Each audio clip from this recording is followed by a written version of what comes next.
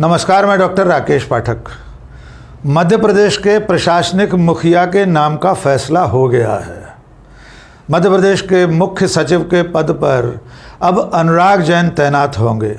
1989 के आईएएस अफसर अनुराग जैन इस वक्त केंद्र सरकार में सड़क परिवहन और राजमार्ग प्राधिकरण में सचिव के पद पर पदस्थ थे।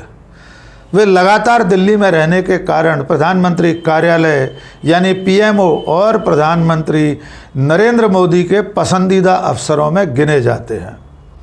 अनुराग जैन की मध्य प्रदेश में वापसी और चीफ सेक्रेटरी के ओहदे पर उनकी तैनाती के साथ प्रदेश के राजनीतिक और प्रशासनिक हलकों में अलग अलग तरह की चर्चाएं गर्म हैं।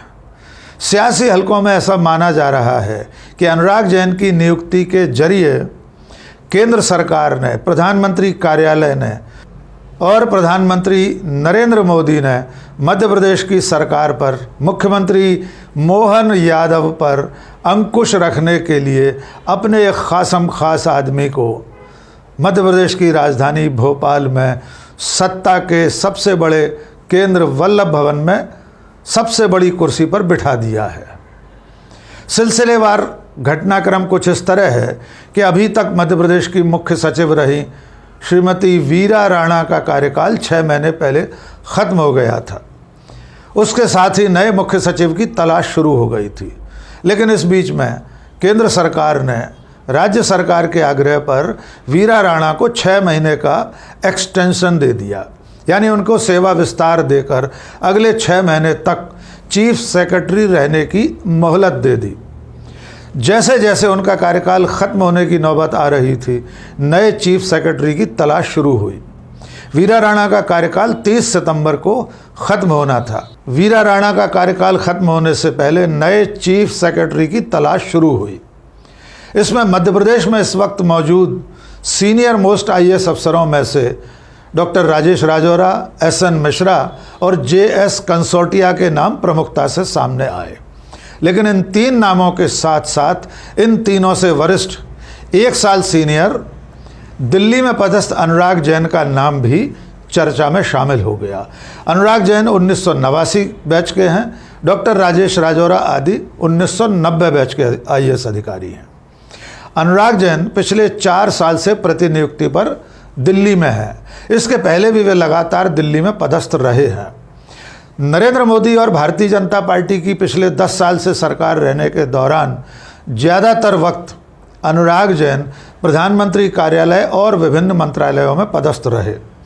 इस बीच में केंद्र की कई महत्वाकांक्षी योजनाओं का बीज रोपित करने वालों में अनुराग जैन का नाम आता है। वे प्रधानमंत्री कार्यालय और प्रधानमंत्री नरेंद्र मोदी के करीबी और पसंदीदा अफसरों में गिने जाते हैं। तो जब मध्य प्रदेश के मुख्य सचिव के नाम की तलाश शुरू हुई तो पहले नंबर पर अनुराग जैन का नाम होना स्वाभाविक था। लेकिन इस बीच में पिछली बार नवंबर 2023 में सत्ता परिवर्तन हुआ, यानी बीजेपी के भीतर का जो सत्ता परिवर्तन था, उसके बाद डॉक्टर मोहन यादव मुख्यमंत्री बने। तो जब चीफ सेक्रेटरी की तलाश शुरू हुई तो डॉक्टर मोहन यादव ने अपनी पसंद के रूप में पहला नाम डॉक्टर राजेश राजौरा का रखा। वे उनके नाम की पैरवी लगातार दिल्ली से करते रहे। शुरू में ऐसी खबरें आईं कि केंद्र सरकार, प्रधानमंत्री कार्यालय इस मामले में, यानी प्रदेश के प्रशासनिक मुखिया को चुनने के मामले में मुख्यमंत्री डॉक्टर मोहन यादव को फ्री हैंड देना चाहता है। उनकी पसंद से ही मुख्य सचिव की नियुक्ति होगी। ऐन वक्त तक यही खबरें सामने रहीं कि डॉक्टर राजेश राजौरा मध्य प्रदेश के चीफ सेक्रेटरी बनने वाले हैं। 30 सितंबर को, यानी कल दोपहर तक उनका नाम ही पहले नंबर पर था। यहाँ तक कि डॉक्टर राजेश राजौरा को अधिकारियों ने, आसपास के लोगों ने, पत्रकारों ने बधाइयाँ देना शुरू कर दी थी। इस बीच में मुख्यमंत्री डॉक्टर मोहन यादव निश्चिंत होकर झारखंड में चुनाव प्रचार के लिए गए हुए थे। झारखंड में अगले साल चुनाव होना है, आप सब जानते हैं। लेकिन डॉक्टर मोहन यादव जो भरोसा अपने साथियों को, अपने निकटवर्ती अधिकारियों को देकर गए होंगे कि डॉक्टर राजेश राजौरा मुख्य सचिव होंगे, वो भरोसा कल दोपहर को टूट गया। कल दोपहर बाद दिल्ली से उनके पास संदेश पहुंचा कि अब मध्य प्रदेश के मुख्य सचिव 1989 बैच के IAS अफसर अनुराग जैन होंगे। उसके बाद जैसा कि आप सब जानते हैं, दोपहर बाद यह खबर आधिकारिक रूप से सामने आ गई कि अनुराग जैन ही मध्य प्रदेश के चीफ सेक्रेटरी होंगे। लेकिन अनुराग जैन की नियुक्ति के साथ ही इस तरह की अटकलों का दौर शुरू हो गया कि उनकी नियुक्ति क्या डॉक्टर मोहन यादव, क्या मध्य प्रदेश के मुख्यमंत्री, मध्य प्रदेश की सरकार पर PM और प्रधानमंत्री नरेंद्र मोदी के अप्रत्यक्ष अंकुश के लिए हुई है। क्योंकि सब जानते हैं कि अनुराग जैन डॉक्टर मोहन यादव की पहली पसंद नहीं थे। मध्य प्रदेश के मुख्यमंत्री डॉक्टर मोहन यादव पहले नंबर पर डॉक्टर राजेश राजौरा का नाम रख रहे थे और दिल्ली तक उनकी पैरवी की थी। और अचानक 30 सितंबर को दोपहर अनुराग जैन के नाम की पर्ची, अनुराग जैन के नाम का संदेश मुख्यमंत्री के पास आता है और वे मध्य प्रदेश के मुख्य सचिव बन जाते हैं। सवाल यह है कि ऐसा होने के पीछे असली वजह क्या है। समझा जाता है कि प्रधानमंत्री कार्यालय और प्रधानमंत्री नरेंद्र मोदी, गृह मंत्री अमित शाह सभी राज्यों पर अपनी प्रशासनिक पकड़ रखना चाहते हैं। यद्यपि मध्य प्रदेश, राजस्थान, छत्तीसगढ़ में चुनाव के बाद जो लोग मुख्यमंत्री बने हैं वे भी मोदी शाह की पसंद ही हैं। वे एक तरह से उनकी पसंद के बाद ही मुख्यमंत्री बने हैं। लेकिन इसके बावजूद जो प्रशासनिक मशीनरी है, जो ब्यूरोक्रेसी है, उसके मुखिया का नाम भी प्रधानमंत्री कार्यालय अपनी पसंद से तय करना चाहता है।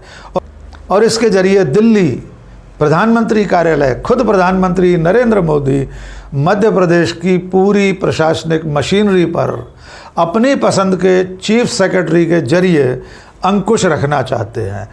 पूरे प्रदेश की प्रशासनिक इकाइयों पर, प्रशासनिक अमले पर लगाम रखना चाहते हैं। इसलिए प्रधानमंत्री कार्यालय ने मुख्यमंत्री की पसंद के व्यक्ति की बजाय अपनी पसंद के व्यक्ति को मुख्य सचिव बनाकर भेजा है।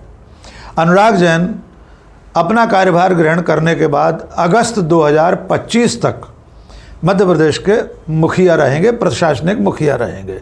उसके बाद स्वाभाविक तौर पर उन्हें एक आध बार एक्सटेंशन भी मिल सकता है, सेवा में विस्तार मिल सकता है और ऐसा तमाम प्रदेशों में होता आया है। अभी जो सेवानिवृत्त हो रही हैं वीरा राणा, उन्हें भी एक बार एक्सटेंशन मिला है। उनसे पहले वाले जो मुख्य सचिव थे इकबाल सिंह बैस, उन्हें 2 बार एक्सटेंशन मिला था। इसलिए स्वाभाविक तौर पर अनुराग जैन अगले 1 साल से ज़्यादा मध्य प्रदेश के मुख्य सचिव होंगे।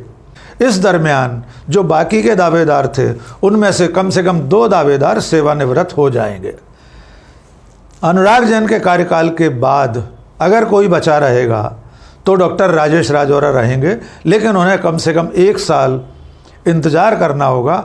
उसके बाद वे मौका मिला, प्रदेश और देश के राजनीतिक मुखियाओं की मर्जी हुई तो डॉक्टर राजेश राजौरा आज से साल भर बाद मुख्य सचिव बनने का सपना देख सकते हैं। पूरी कवायद के पीछे, अनुराग जैन के चीफ सेक्रेटरी बनाने के पीछे जो राजनीतिक मंशा है, उसे और आसानी से समझने के लिए हमने वरिष्ठ पत्रकार अरुण दीक्षित से बातचीत की। अरुण जी से समझने की कोशिश करते हैं कि क्या सचमुच में ये जो अटकलें हैं कि अनुराग जैन के जरिए असल में दिल्ली भोपाल पर अपनी प्रशासनिक पकड़ बनाए रखना चाहती है, भोपाल की लगाम दिल्ली अपने हाथ में रखना चाहती है। इसलिए मुख्यमंत्री की पसंद के व्यक्ति को चीफ सेक्रेटरी नहीं बनाया गया। इसके बजाय दिल्ली ने, प्रधानमंत्री कार्यालय ने, खुद प्रधानमंत्री ने अपनी पसंद के अफसर अनुराग जैन को चीफ सेक्रेटरी बना दिया है। आइए बात करते हैं वरिष्ठ पत्रकार और जाने माने राजनीतिक विश्लेषक अरुण दीक्षित से। अरुण जी, मध्य प्रदेश में चीफ सेक्रेटरी की नियुक्ति हो गई है। अनुराग जैन दिल्ली से भोपाल भेजे जा रहे हैं, 1-2 दिन बाद वे ज्वाइन करेंगे। इसको लेकर ये कयास लगाए जा रहे हैं कि अनुराग जैन की नियुक्ति सिर्फ प्रशासनिक नियुक्ति नहीं है, इसके पीछे खुद राजनीतिक मंशा भी है। क्या केंद्र अपने पसंदीदा अधिकारी के जरिए मध्य प्रदेश की सरकार पर, मध्य प्रदेश के मुख्यमंत्री पर कोई अंकुश रखना चाहता है? क्या प्रधानमंत्री अपने पसंद के अधिकारियों के जरिए इस तरह से प्रदेश की जो प्रशासनिक मशीनरी है उसे अपने अंकुश में रखना चाहते हैं, अपने हाथ में रखना चाहते हैं? राकेश जी, आपको याद होगा कि पहले उन्होंने इसी तरह मुख्यमंत्री नियुक्त किया था। जी 163 विधानसभा सीटें जीतने के बाद भी शिवराज सिंह चौहान को मुख्यमंत्री की कुर्सी चौथी बार नहीं नहीं मिली थी। मिली। तो अब पिछले 9-10 महीनों में जो हुआ है, जिस तरह की परिस्थितियां मध्य प्रदेश में रही हैं, उनको जी अगर आप देखें तो जो आप कह रहे हैं वो बिल्कुल सही है। मध्य प्रदेश केंद्र शासित प्रदेश हो गया, ये बात मैं पहले से कहता आ रहा हूं। जी लेकिन एक चीज पक्की है कि अनुराग जैन के आने के बाद वो जिस तरह के मुख्य सचिव अभी तक हुए हैं मध्य प्रदेश में, अगर आप पिछले कुछ सालों के किसी को भी उठाइए, जो कहीं ना कोई दाग किसी न किसी पर रहा है, या फिर बिल्कुल। सबने पद पाए हैं। कोई चाहे परशुराम हो, चाहे वीपी सिंह हो, चाहे दूसरे लोग हो, सबको एंथनी मैंडेट डिसा हो सभी। जी हो। तो ये कांग्रेस के समय जो दो लोग रहे, इनको नहीं। तो ये जो सबसे बड़ी चीज ये है कि अभी अनुराग जैन के आने से एक उम्मीद बनी है कि वो, उनका पिछला बैकग्राउंड बहुत अच्छा है, जी उनसे हम उम्मीद कर सकते हैं कि वो अपनी पीठ में स्प्रिंग नहीं लगाएंगे, वो गुड्डे की तरह घूमेंगे नहीं। और जी मैं पिछले 30 साल से देख रहा हूं, आप भी देख रहे हैं।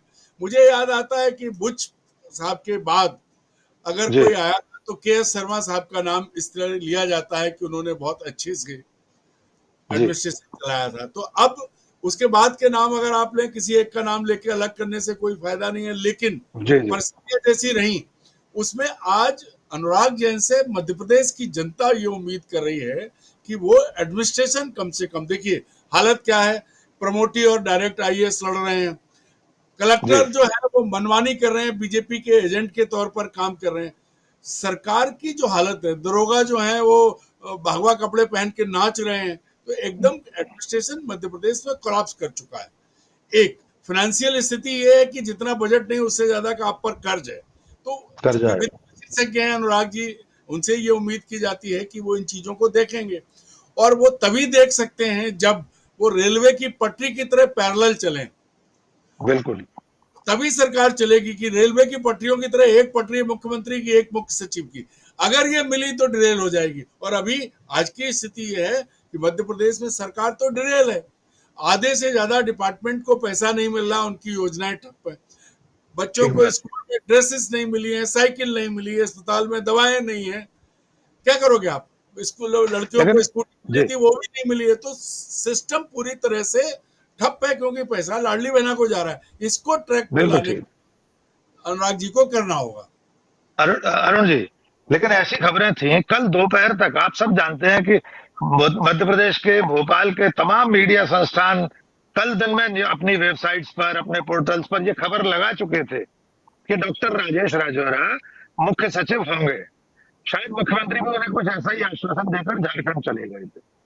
क्या ये माना जाए कि डॉक्टर मोहन यादव मध्य प्रदेश के मुख्यमंत्री अपनी मर्जी से अपनी पसंद का चीफ सेक्रेटरी नहीं बना सके? क्या ये माना जा सकता है?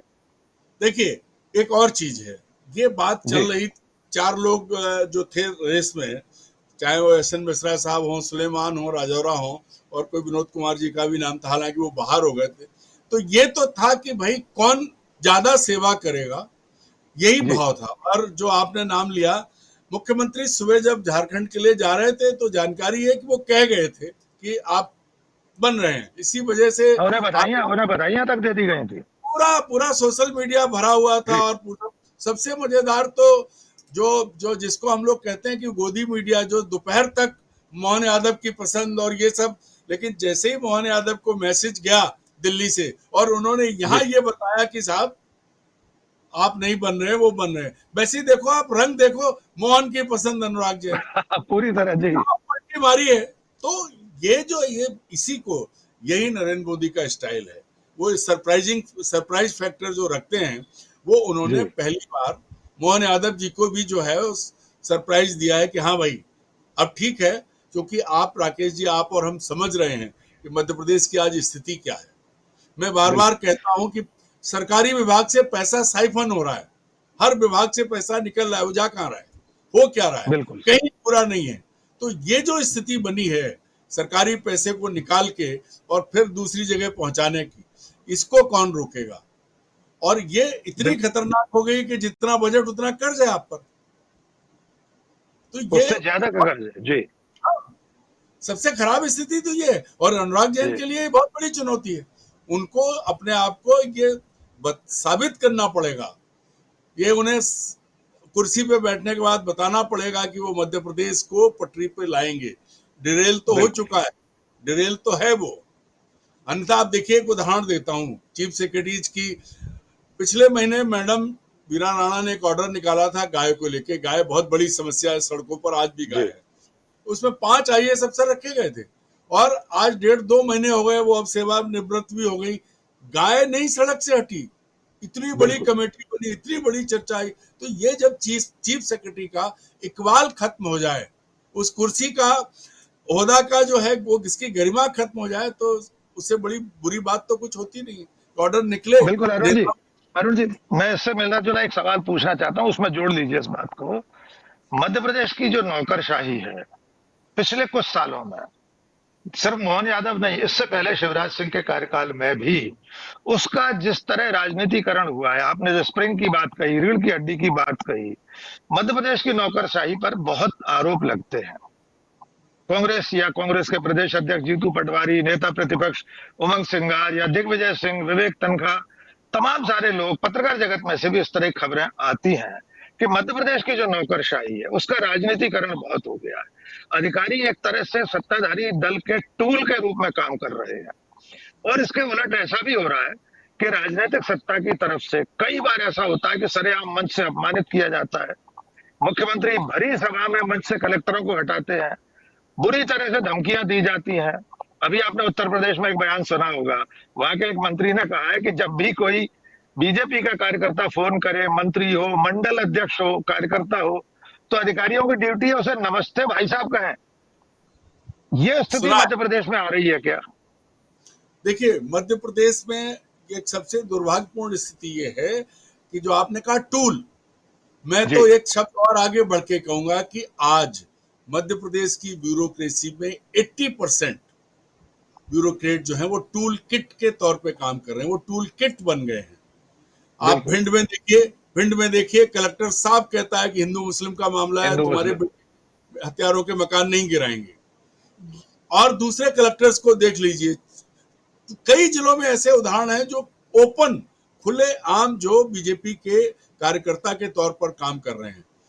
अलग अलग परिस्थितियां जो बनी हैं उसमें कहीं भी आप, और खास तौर पर प्रमोटी, और जिस तरह के आरोप और लगे हैं, ये हमारे आपके आरोप नहीं है, ये ब्यूरोक्रेसी में ये चर्चा है कि जो लोग को आपने अपॉइंट किया है कलेक्टर के तौर पर, जो बैठे हैं, जिनको बनता है जिनका हक, उन्हें नहीं आप तैनात कर रहे हैं। लेकिन जो आपकी पसंद है, या जो मात्र संगठन की तरफ से जो नाम आ गए, या जिन्होंने दिखा दिया कि अब उनकी फुल पैंट बहुत लंबी है, हाफ पैंट से फुल पैंट पे आ गए, और जो सब जगह खुले आम मध्य प्रदेश के नौकरशाह खुले आम भाजपा के साथ मिलके, भाजपा नेताओं के साथ मिलके जो कुछ कर रहे हैं, वो अपने आप में ऐसा है कि ऐसा उदाहरण इससे पहले नहीं था। ये लगातार शुरू हुआ, और अब ऐसी स्थिति आ गई कि आपको भाजपा कार्यकर्ता और प्रशासनिक अधिकारियों में अंतर करना मुश्किल। मेरा आखिरी सवाल यह है अरुण जी, क्या इस परिस्थिति में अनुराग जैन मुख्य सचिव बनकर, चीफ सेक्रेटरी बनकर मध्य प्रदेश की नौकरशाही में, ये जो आप कह रहे हैं उसने बिल्कुल भाजपाईकरण उसका हो गया है, इसे वे रोक पाएंगे? क्या वे प्रधानमंत्री कार्यालय या प्रधानमंत्री का वरदहस्त होने से, उनके करीबी और पसंद के अधिकारी होने से मध्य प्रदेश की नौकरशाही को सुधार पाएंगे? राकेश जी, एक चीज समझिए, ये जो 240 का आंकड़ा आया है ना, जो 240 का आंकड़ा आया, उसने बहुत सारी चीजें बदली हैं।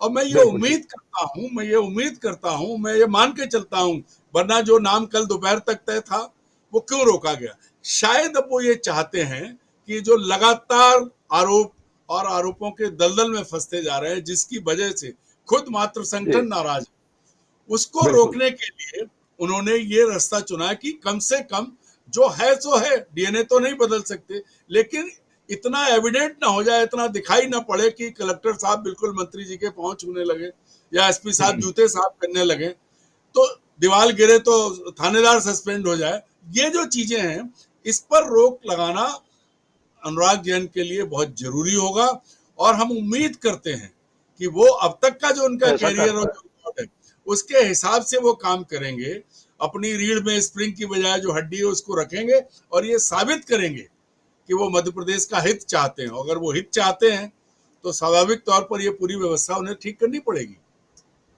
बहुत सही बात कही अरुण दीक्षित जी। आपका कहना यह है कि मध्य प्रदेश की नौकरशाही को सुधारने के लिए अनुराग जैन जैसे ही काबिल अधिकारी की जरूरत है, और निश्चित तौर पर उनका एक बेदाग कैरियर रहा है। अगर वे प्रधानमंत्री की पसंद भी हैं, पीएमओ की पसंद भी हैं, तो ये मध्य प्रदेश के लिए एक बेहतर बात है, एक बेहतर कदम है। धन्यवाद अरुण जी हमसे बातचीत करने के लिए। और इस तरह लंबे समय से चल रही उन तमाम अटकलों को विराम दे दिया गया है, जिनमें मध्य प्रदेश के प्रशासनिक मुखिया के तौर पर कई नाम चर्चाओं में थे। अब अनुराग जैन की इस नियुक्ति के बाद देखना होगा आने वाले दिनों में अनुराग जैन और मध्य प्रदेश के मुख्यमंत्री किस तरह तालमेल के साथ काम करते हैं।